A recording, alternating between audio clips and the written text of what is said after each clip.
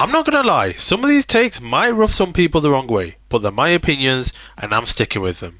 So in today's video, I'm going to break down some of my racing game hot takes. Now most of these are about Need for Speed, but there are a couple of general racing game takes thrown in there too. I don't expect everyone to agree, so if you disagree with the take, drop it in the comments, let's talk about it. With that being said, let's get into the first hot take of the video. I already know a lot of people are going to disagree with me on this one, but Need for Speed Unbound is a top 3 Need for Speed game. And I don't just mean top 3 modern Need for Speed, I mean top 3 of all time. Now for me, even before the second year of updates, Volume 6 to Volume 9, Unbound was already a top 5 Need for Speed. But the updates that they brought out for Volume 6, 7, 8 and 9 were just incredible. And they propelled Unbound into my top 3. And to add a bit more onto this take, I think that if Criterion had been allowed to continue developing updates for Unbound, it could have genuinely become one of, if not the greatest Need for Speed of all time. Now, why is it in my top 3? Well, besides the updates which I already touched on, I think visually, Unbound is the best looking Need for Speed of all time. Yes, better than 2015. The car selection is great, even though I do have my issues with some of them. There's extensive customization for almost every car, and it has some of the best grip handling of any modern Need for Speed. I'm emphasizing grip handling because almost every modern Need for Speed has had very drift focused handling, so I'm glad they got the grip handling right for Unbound. It's not perfect, but it's a massive step up from what it's been in the past. And part of why I've got well over 2,000 hours in Unbound is because the driving experience is so enjoyable. Okay, this next take might be controversial, but I'm sticking with it. Open world racing games shouldn't have fast travel. I think having fast travel in an open world game just defeats the purpose of having an open world, especially if you can just fast travel anywhere you want. Like, an open world is there for you to roam around and explore the world in your car, and you're literally playing a driving game. That is the whole point. However, I can definitely understand if you're at the early stages in a game, for example, and you've got a slow car, you might not want to drive, say, 3 miles to get to the next event, but it does give you time to explore the map and get to know your car better. Now, I will say, I think recent Need for Speeds have done a decent job of this, where you can only fast travel to specific locations, such as safe houses. But personally, I think open world racing games should do away with fast travel altogether. Alright, on to my third take. I'm just going to say it straight. Midnight Club was better than Need for Speed when they were both around competing with each other. Now, I didn't play the first Midnight Club game, but I did play Midnight Club 2, Midnight Club 3 Dub Edition Remix, and Midnight Club LA. And whilst I do think the Need for Speed Underground games were better than Midnight Club 2, once Midnight Club 3 Dub Edition dropped, it absolutely wiped the floor with both of them in my opinion, and was still better than Most Wanted that came out a few months after it. And then we've got Midnight Club LA, which has to be one of the best racing games of all time. It came out in 2008, so in terms of big open world arcade races, it was competing with Undercover, and choosing between those two is like choosing between an R8 or a Prius. It's a no-brainer. I mean, Midnight Club LA is still, to this day, better than some recent arcade races, and it's almost 20 years old. Like, if I could choose just one racing game to remaster, I'd go with Midnight Club LA. It's that good. So yeah, even though it is 3 games compared to 6, I think overall, Midnight Club produced the better games. Now, that doesn't mean Need for Speed was rubbish. Far from it actually. In each of their respective primes, both games were incredible. Midnight Club was just better. My next take is this. Need for Speed Pro Street is a top 5 Need for Speed, and I'm tired of pretending it isn't. I think people initially didn't like it because it was a departure from the street racing that they were used to, but there's so many things to like about Need for Speed Pro Street. It had great handling, a wide selection of cars from hatchbacks to supercars, amazing customization, especially with Auto Sculpt, and it had extensive performance tuning. You also had so many event types to choose from, whether it was different grip events, drag, drift, and I could not forget about the speed challenges, which were especially fun. They really kept you on your toes.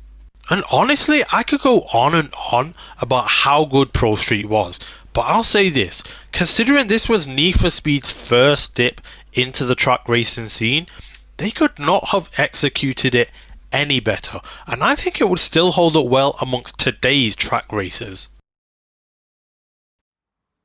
Of the same ilk, for my next take, I want to shout out the Need for Speed Shift series. I think the Shift games are criminally underrated, and similar to Pro Street, I think they weren't received well because it wasn't street racing, which is what fans were mostly used to from Need for Speed, but I think the Shift games were brilliant. The Simcade handling was great. I found the driving experience really enjoyable, and that was largely thanks to the handling. The car selection, especially in Shift 2, was crazy. They even had cars like the Caterham, the old Mini, and even the radical SR3. Just insane to see in a Need for Speed game. There were also a lot of different events to choose from. You had drag racing, drift events, time attack, endurance racing, and you even had events like old versus new, which is exactly as it sounds. The old version of a car versus a new one. Such a simple but still really cool concept. And for a track racing game, the customization was incredible. There were great looking body kits for almost every car, including the high-end supercars. The wheel selection was great, and some cars even had engine swaps available. And I can't forget about the gameplay. Oh my goodness. The sense of speed was crazy. Possibly one of the best of any racing game I've played. The camera shake, especially when you crashed, was unrivaled. And let me not forget about night racing, which just felt insane and so intense. And on the subject of intensity, I don't think any racing game has matched those levels of intensity that Shift so perfectly created. So overall, I personally think both of the Shift games belong in the top 10 when it comes to Need for Speed. And when it comes to track racing, I think they're some of the best out there, even over a decade later.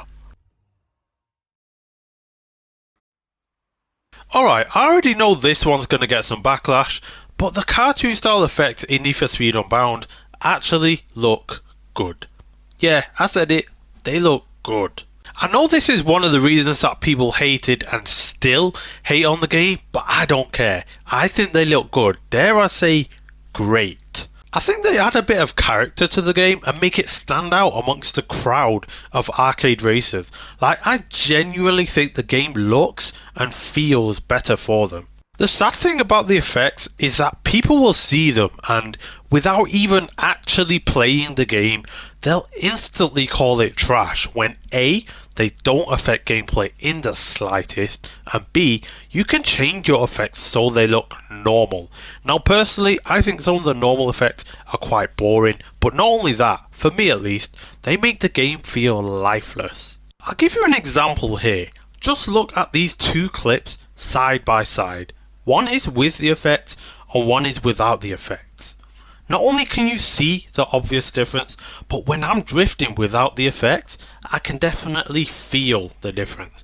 Like the game actually just feels a lot more dull without the effects. But hey, that's just me. So on to my last take, and I'm just going to come straight out with it. Need for Speed Carbon is better than Most Wanted. Yeah, I said it, and I stand by it. Like, story aside, Carbon is a better game than Most Wanted. It has everything Most Wanted had and built on it, adding different event types, more cars, better customization thanks to the addition of auto sculpt, and there was more to do once you'd finished the main story, because reward cards gave you something to play for, as well as the challenge series which, although there were less events than what was in Most Wanted, you actually unlocked rewards for completing each set of challenge series events. Personally, if I had to choose one, I'd pick Carbon as I enjoyed it more than I did Most Wanted. However, I will say that even though Carbon's a better game, Most Wanted is probably more memorable than Carbon, thanks to its amazing story and unforgettable antagonists like Razor and Cross, so I can definitely see why so many people have it as their favourite. It just isn't mine. Alright, so those are some of my racing game hot takes. Some of you probably agreed with me, but I can already hear some of you angrily typing in the comments about why I'm wrong. Anyway, you've heard my hot takes, now let's hear yours. Which takes did you agree with and which ones were just straight up wrong? Let's have a friendly debate in the comments. I'll be waiting. If you enjoyed the video and think I spoke nothing but facts, leave a like, or if you think I committed the most heinous crimes against racing games, you know where the dislike button is. As always, thank you so much for watching, and I'll catch you in the next one.